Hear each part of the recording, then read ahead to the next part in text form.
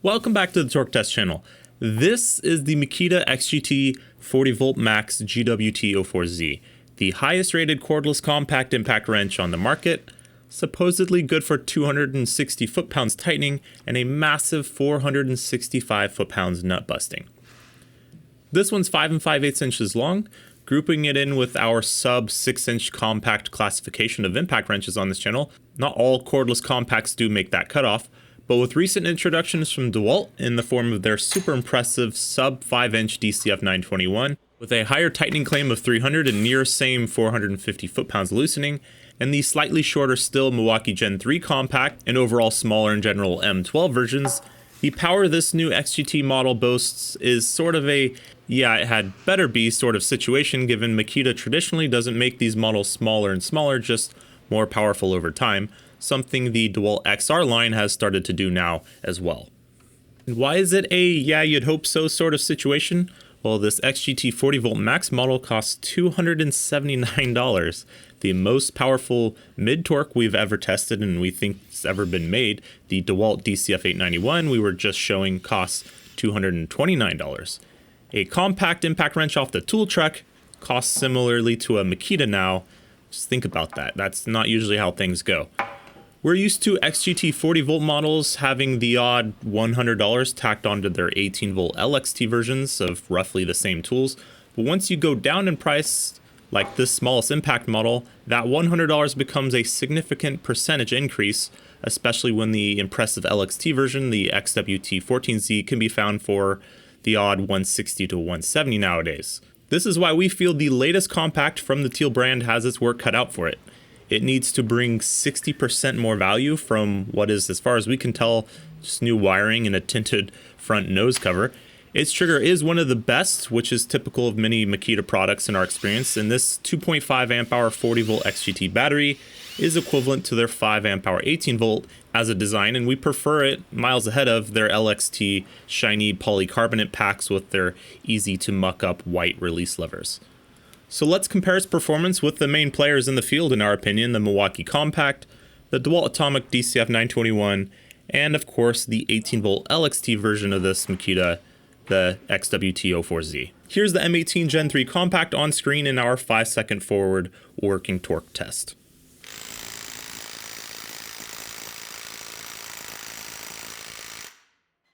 So yeah, in the past few years we've seen quite a spread in compact impact wrench performance from this all 18 working volts class of tools right here. That LXT really does bring a lot of forward action. Here's the 40V Max model, same battery capacity.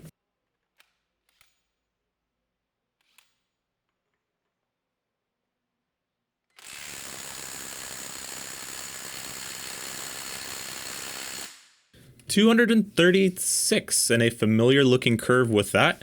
At least so far, those extra volts are not being asked to bring a lot more watts total from that size of brushless motor. At this size, voltage might be doubling, but perhaps the amps are cut in half from a not overly thirsty motor. More tests will tell.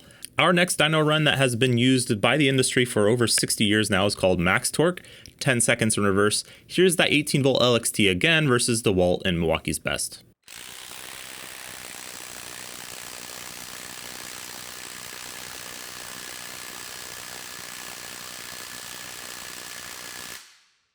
$329. That 18V Makita may be about 5/8 inch longer and larger footprint overall than either of the others, but pound for pound definitely brings the heat. Here's how the XGT does. Makita usually enjoys reverse more than most, so we're hoping to see some of that sauce.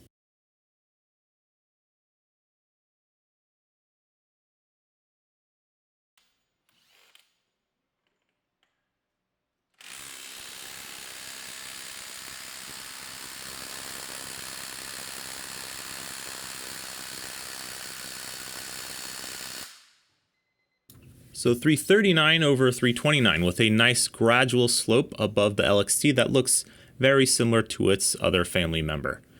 Now, is this performance difference one you would feel between the two models? Well, no, not in our experience. You're shown median runs, they both sort of make within this range from each other, and it's not going to be something you would notice blindfolded at all.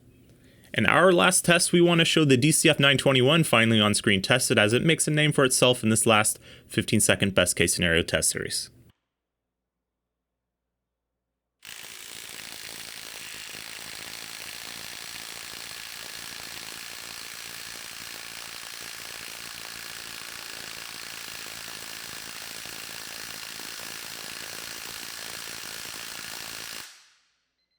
$319 for the DeWalt, which keeps piling on the torque once we get into the higher torque windows of our testing, whereas the LXT Makita, while very powerful, runs a bit out of steam between this and our last test, not adding a bunch to its score. Is the 40 volt version similar, or is it able to climb that mountain more effectively? Let's see.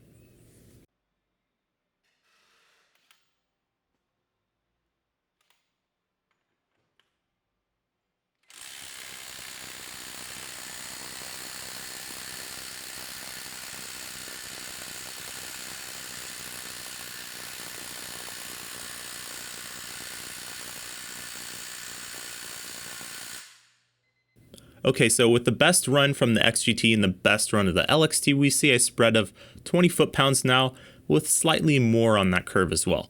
An increase for sure, and maybe one indicative of the size of these tools versus the potential for any efficiencies and power a higher voltage architecture might benefit from, but not a night and day difference for sure, you would probably agree.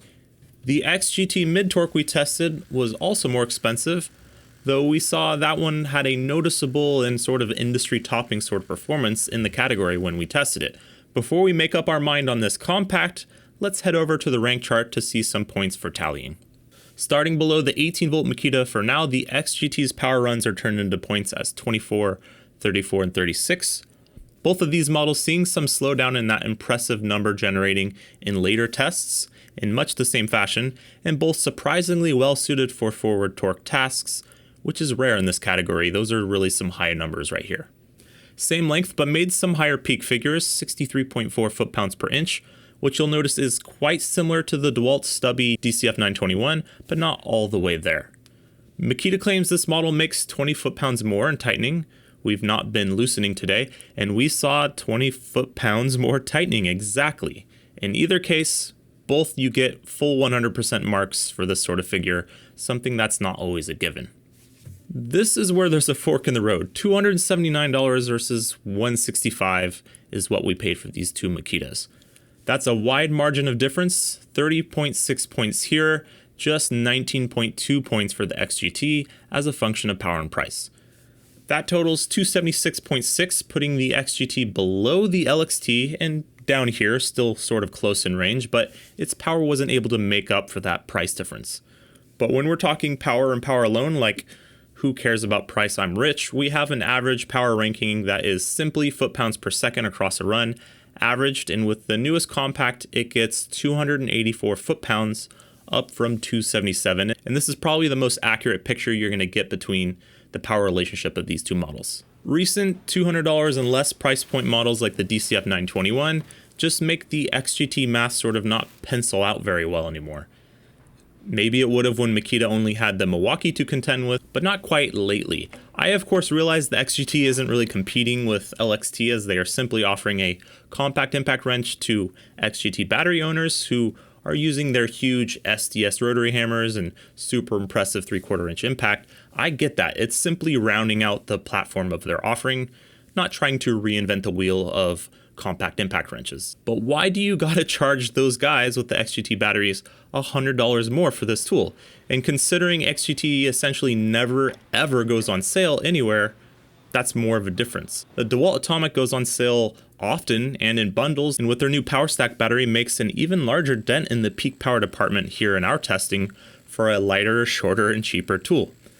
So our ultimate recommendation, though we don't often make recommendations, is probably a DCF921, especially with a power stack, or really an M12 compact in my experience, just for size reasons alone. But if you're talking just power versus price and performance, the 18-volt LXT version of this tool still would be hard to beat. Get that GWT04Z if you're a teal guy, I would say 10 times out of 10. For XGT stuff, stick to big powerhouse equipment where we start to see big advantages to it. Like I suppose the platform was designed for, it sort of makes sense. Makita probably could have told you that. Appreciate you guys joining us. Click subscribe to catch us at least every Friday with videos like these. And thanks as always for watching.